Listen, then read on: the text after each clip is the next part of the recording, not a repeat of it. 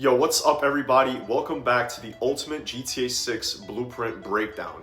I'm a huge fan and I've teamed up with the collective brain power of the entire GTA 6 community after soaking in all the details from the legendary creator Roundtable. Massive thanks and credit goes to Sav for hosting the discussion and bringing together people like TGG, Cyberboy, Bogan Bav, McTannen, and Vice City Insider. Together, we're gonna break down their best ideas to create the perfect vision for a game that is anticipated to be the biggest of our lifetime. Alright guys, listen up because this game is not just gonna be another game. It is the first step to a metaverse. This is gonna be the biggest game of our lifetime, representing a universal change in gaming. Day one chaos will be astronomical.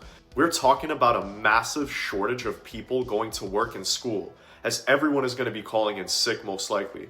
The anticipation is so intense that content creators are already feeling riddled with anxiety about how to perform and avoid spoilers. This game is going to redefine the digital playground and completely take over the internet. The expectation is clear. This must be the everything game. If Rockstar wants GTA 6 Online to last a decade and avoid going stale, the secret lies in user-generated content, UGC. The community universally agrees that Rockstar must build a proper modding platform for both PC and consoles this time. This shifts the power to us, the players, allowing us to build map expansions or new activities. This framework is the ultimate way to future-proof the game technically and creatively. Look at Fortnite and Roblox. That platform model is the evolution of the service game. Beyond UGC, Rockstar must commit to more frequent content post-launch, avoiding the massive, disappointing gaps that plague GTA 5 Online, if you guys remember that. UGC is the key to maintaining longevity and delivering an infinite GTA universe. The core story focuses on Jason and Lucia, which is a Bonnie and Clyde duo, leading everyone to believe that a death ending is pretty likely, making the story truly iconic. For the narrative to truly land, the relationship and trust meter between them must be pivotal. It can't just be for show. The player's choices regarding trust must impact the end of the game. If you play like a jerk, you're gonna have the bad ending. Achieving 100% trust should unlock the true canon ending, in my opinion.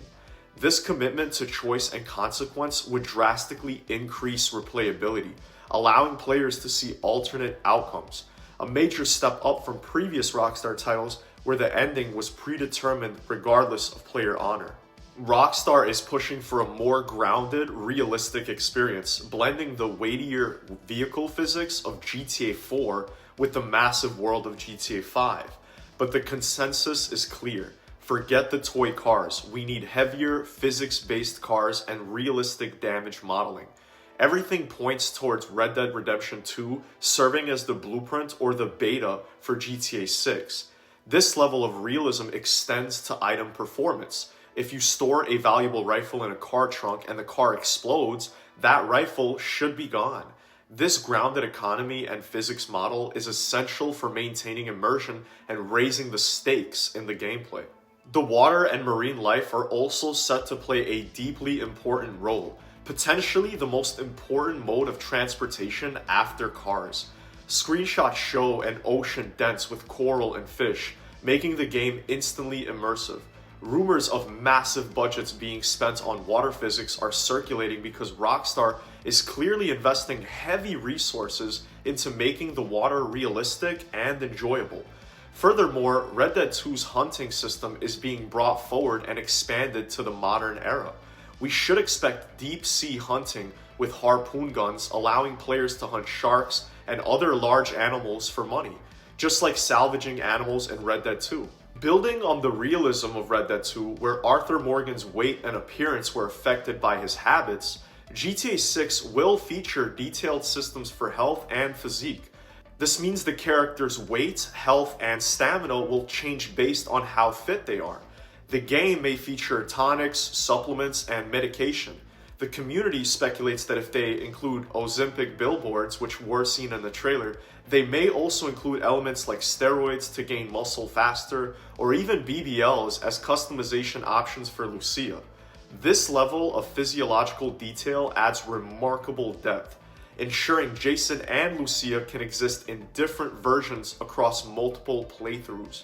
Now, Rockstar is known for mirroring society through sharp satire. However, the modern world is so absurd and ridiculous that GTA 6 might feel shockingly normal, kind of like a real-life simulator, which may ironically make it more controversial. Given the Florida setting, the game is certain to feature Florida man chaos, rednecks, and political militia members. The game's realistic violence, including brutally killing police and NPCs, will likely draw heat and government scrutiny. Rockstar must balance this by making fun of both left and right equally. Furthermore, Life Invader and social media apps are expected to be taken to the next level, reflecting our phone-hooked reality. The community also laid down key rules for the online mode. First, lock the online experience for at least a month after release, which I agree with. This is going to force players to complete the story and appreciate Rockstar's narrative work before succumbing to the grind. Second, there must be no futuristic flying death machines. The experience needs to stay grounded. If jetpacks or oppressors return, they should be stripped of weapons and slow and used only for transportation or memes. We also demand larger lobby sizes, ideally between 64 and 100 players, and the inclusion of crossplay with the option to disable PC players, okay? Lastly, proximity chat is essential for creating hilarious, organic, and realistic interactions in the massive world. Now, when it comes to audio, the majority favors the classic radio dial over a custom playlist app like Spotify. The classic radio is essential for creating nostalgia and linking memorable songs to the in-game experience, which lasts long after you finish playing. Critics of the in-game Spotify feature point out that it is redundant because players can already stream music from their console's built-in apps and use Bluetooth headsets. And implementing licensed custom playlists would be enormous, unnecessary cost for Rockstar. What we really need is the expansion of talk radio or podcast episodes, featuring characters like maybe Franklin, Lamar, or even Trevor, and for the radio to be updated regularly, mirroring modern culture. Now, to extend the game's life, Rockstar needs to commit to story DLC in the future. The map is huge and there are many stories that can be told in the same world, potentially acting as future GTA 7s. These story expansions should focus on non-linearity rather than the game having only one specific path. Player decision should influence which missions are unlocked, which guys they take out, and which secondary characters they can interact with. This freedom is going to ensure that the gameplay doesn't feel linear even if the overall narrative direction is fixed. This level of flexible world design is the pinnacle of Rockstar's creative ambition. But now I want to hear from all of you guys. What do you want to see in GTA 6? Is there anything I talked about that you don't think will return?